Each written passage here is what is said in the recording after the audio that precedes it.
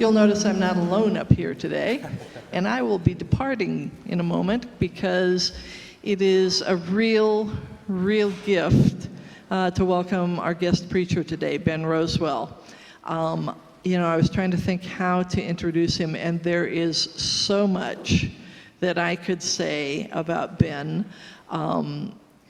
Ben brings a remarkable depth of experience that's shaped by a 25-year career in Canada's foreign service, including roles in Egypt, Iraq, Afghanistan, and as Canada's ambassador to Venezuela. He's kind of an amazing guy. And his work has focused on human rights and democracy and peace building in some of the most complex and unpeaceful places in the world. And today, he brings that same passion for justice closer to home as he works alongside Indigenous communities and movements for right relationship with the land and with one another.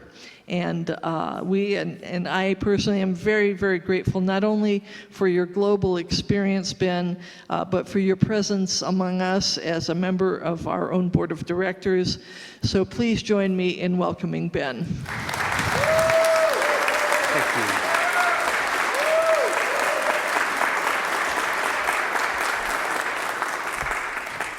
Thank you so much.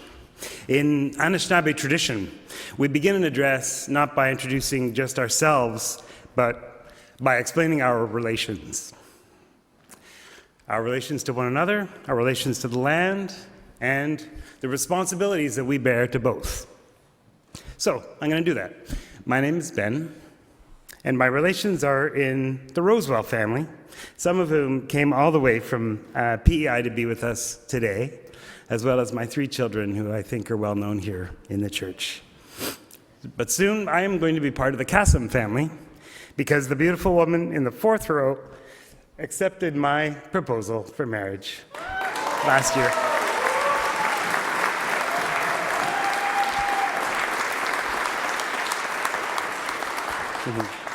Now, the land to which I'm most attached is a forest on the shores of Lake Westlacoon in eastern Ontario, and indeed all Rowswells are deeply connected to that. It's where our family cottage was, and it had a formative experience growing up in the forest throughout my youth.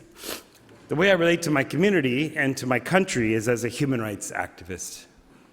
3 years ago, I founded the Remembering Project. We're a group of non-Indigenous Canadians who acknowledge that our society caused intentional harm when we created and ran residential schools to eliminate the identity of other nations.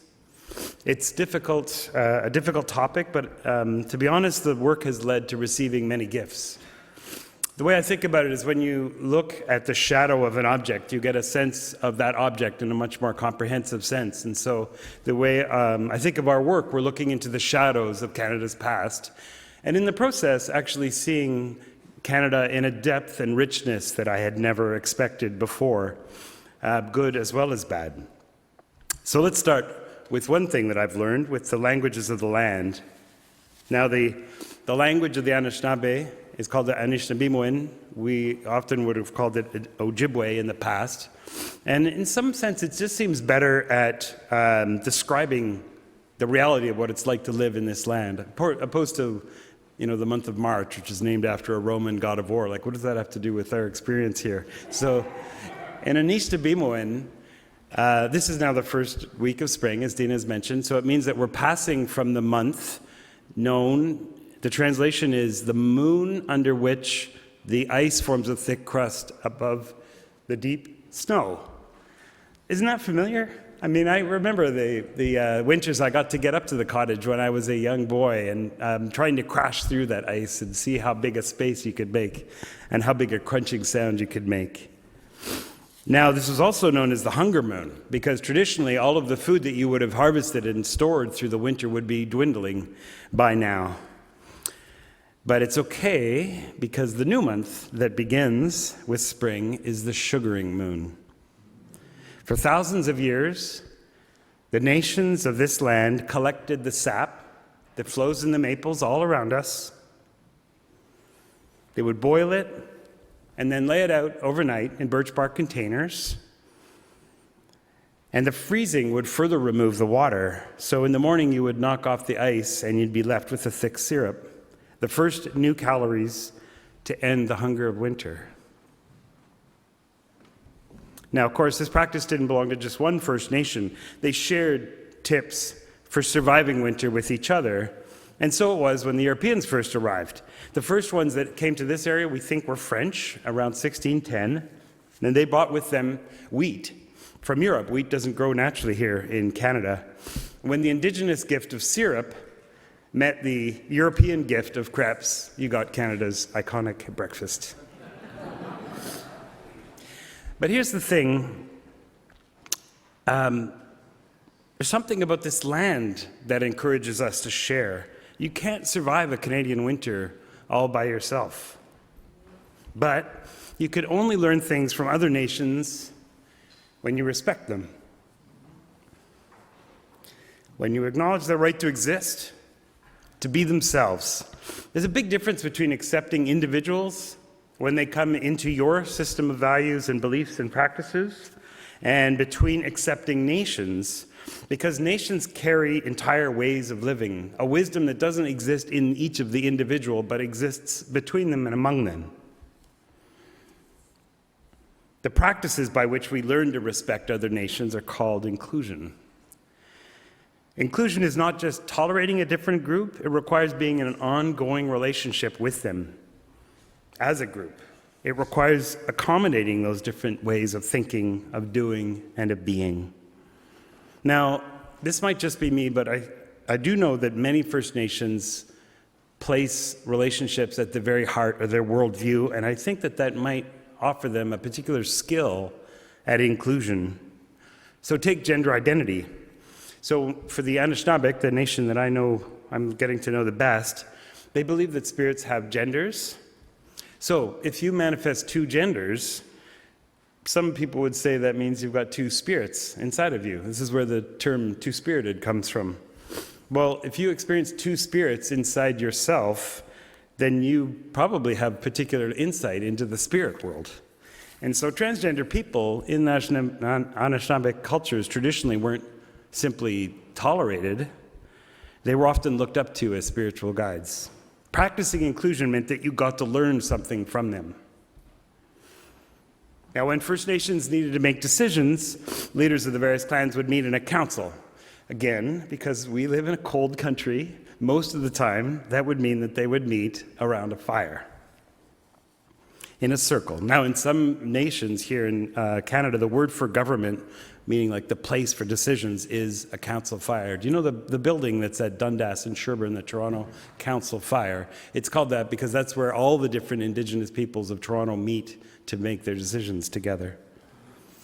But, like, how many of you in this audience have been around a bonfire or a campfire at some point in their lives? Yeah. So you would know that when you're around a fire, you spend most of your time sharing stories. You're all in a circle, so no one has pride of place, and you do far more listening than speaking. If it's a cloudless night and the stars are above, you might feel connected to something larger than yourselves, and through that to one another. In a way, it's kind of the perfect place to take decisions that stick. That emphasis on inclusion even applied in cases of criminal justice. No First Nations in the entire country had jails. Incarceration was completely unknown until colonial times. This is a culture that places great emphasis on individual freedom and personal freedom. But they still had crime. They still had murder, they still had rape, they still had all kinds of horrific things happen, as in any human society. But how did they deal with them? Well, always placing relationships first. They found ways to have perpetrators of crime face their victims, or the survivors of their victims, and if they wanted to avoid banishment, they had to find a way to atone for their crime and to address the harm that they had done. In other words, First Nations practiced restorative justice. Now, we have been living, Indigenous and non-Indigenous, beside one another in this land for 400 years. Canada's been around for 150, but for 250 years before that, we've been constantly interacting. And over time, those practices of inclusion had a profound effect on us as non-Indigenous people. So when the British conquered the French, already 150 years into this time of European presence in our land, what did they do? They passed an act, the Quebec Act, that recognized the French language and that protected the Catholic Church. Nothing like that had ever happened in the British Empire. This is not an empire that was known for tolerance. This was an empire that was known for imposing its way, as empires always do, but not in Canada. And why not? Well, it probably wasn't a British idea. They probably picked it up from 150 years of living in this land first. When the US attacked Canada in 1812, the practices of inclusion between Indigenous and non-Indigenous Canadians helped us fight off the much larger United States. Our nations actually fought separately, the Haudenosaunee and the British, but together, each practicing our own way of warfare. In fact, one of the symbols of the War of 1812 is the British sword and the Indigenous War Club. And by coming together, we were able to fight off the much larger foe. But of course, the truth is that within any nation, the wisdom of inclusion competes with the instinct to dominate. Over time, we let those instincts of domination prevail. Our settlers pushed many First Nations farther west, farther north, until we became strangers to them and them to us. And we stopped learning from them. By 1883, we decided that there could be only one language, one society, one way of living. That was the year the government joined churches in adopting a new form of schooling, one in which children would be sent as far away from their parents as possible.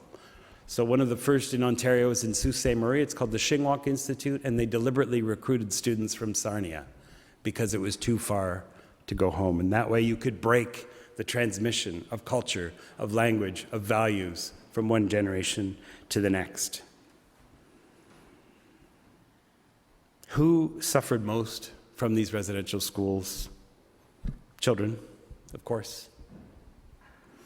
The historical record shows that 150,000 children were forced to attend these institutions, sometimes in conditions so bad that Indigenous children died. In one sense, in 1907, they documented that the death rate of Indigenous children in residential schools was 20 times higher than the death rate of non-Indigenous children. There was an attempt to count all the children that died in residential schools during the Truth and Reconciliation Commission. They came up to 4,200 documented cases, but there's still 60,000 students that are unaccounted for. So of all those 150,000, we don't know what happened to 60,000 of them. And so the estimate of how many children died there are like wide differences between them. And this is the work that our Remembering Project does. First Nations communities, because we acknowledge that we committed intentional harm, that we committed genocide, as we heard in the opening prayers, those communities have opened up their hearts and their trust to us, and they give us the names of missing children, and we research archives to track down what happened to each and every one. So far, we've found 4 names. We've been able to identify the fates of 4 of those children. It's a drop in the bucket compared to the tens of thousands that remain missing. But consider it a form of restorative justice. When we acknowledge that our society did harm, those we harmed are telling us how we can help, and we do our best to help. Now, we're seeing that will to dominate rise yet again. Across Canada, we're seeing a surge in denialism about residential schools, people fixated with the 215 in British Columbia instead of the 60,000 that are missing. But of course, this growing trend towards dominance by majority groups is not limited to one vulnerable population. In 2 provinces, we have seen governments suspend charter rights in order to override the rights of trans teenagers to privacy. In the United States, a full-blown attack on human rights is underway as immigrant children as young as 5 are arrested, and citizens who stand up for them are shot dead. And yet again, we're seeing the separation of parents and children. There's a pattern here when it comes to dominance. And I believe in this new battle between inclusion and domination, we need champions of inclusion. Just as the First Nations practiced for centuries, we need to instill those practices of inclusions between all nations in our land if we are to avoid the fate of the United States.